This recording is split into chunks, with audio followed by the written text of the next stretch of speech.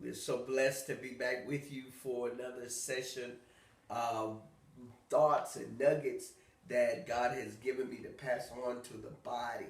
Before I get started, I'd like to wish the people in the viewing audience Happy New Year as we get ready to set forth on another journey of another year, an exciting year. 2017 will be an exciting year. And we're going to talk about, I'm going to give you a little nugget to start the year off with.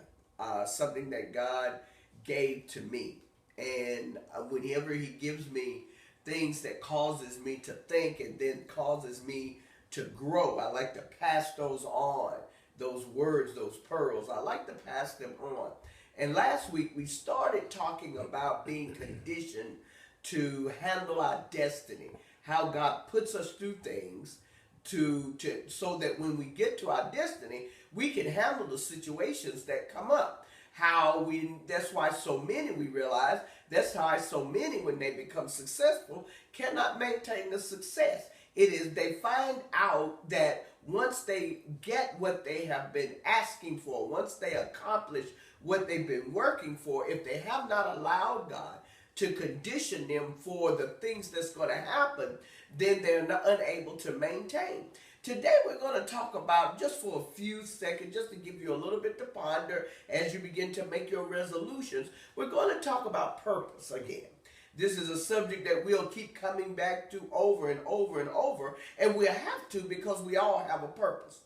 And the two, I'm going to link together, I'm going to connect two passages of scripture that most people don't usually connect, but they do connect. One from the Old Testament, one from the New. The Old Testament scripture is going to be Genesis 1 and 28. And in that scripture, we hear God speaking, and he's telling us to be fruitful and multiply, how we're to go forth and have dominion, how we are to subdue.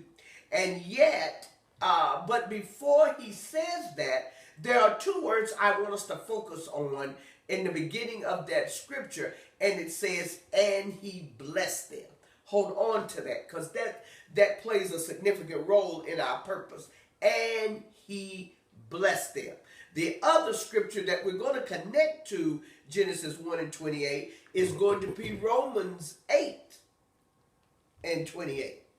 And Romans 8:28, we know it. It says all things work together for good to them who love God and to those who are the called according to his purpose. How does this connect? How does us being blessed, him blessing us, and us having purpose connect? We're going to look at that for just a second, and we're going to realize that our purpose serves more than just us.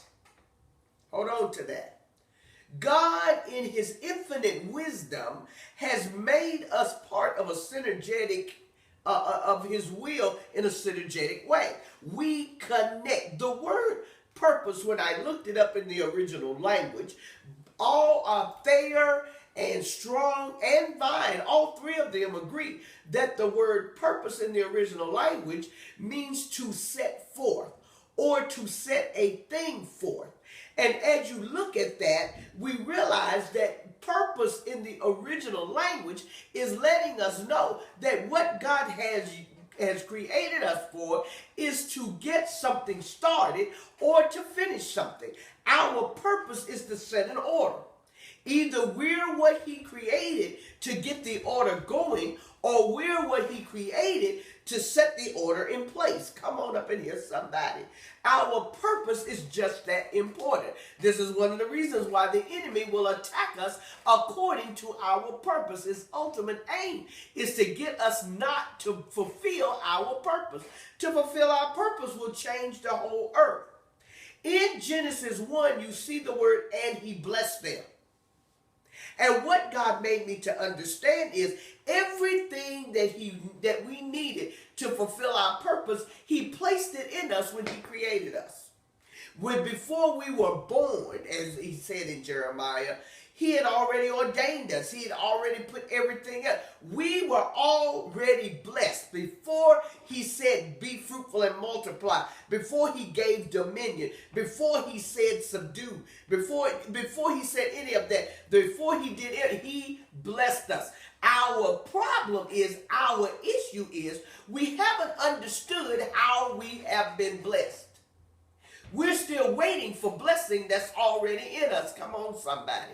We're waiting for God to do something, set forth something, open up something, give us something that will help usher us into our purpose.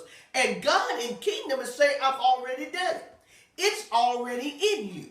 When you start to walk out your purpose, when you embrace the processes that I'm putting you through, you will find that the blessings of everything that you need, that is already in you. You don't need money because I gave you purpose. You don't need connections. I gave you purpose.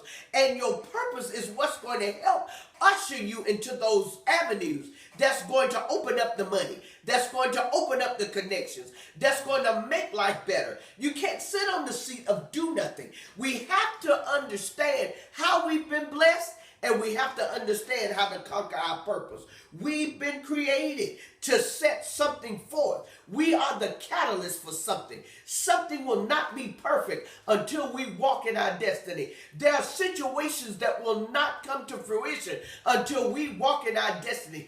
That's how important we are. The enemy don't want us to know that. He's got some sitting in their little places right now thinking they're insignificant. The devil is a lie from the pit of hell. You are significant. What's in you, you have been blessed to be a blessing to many.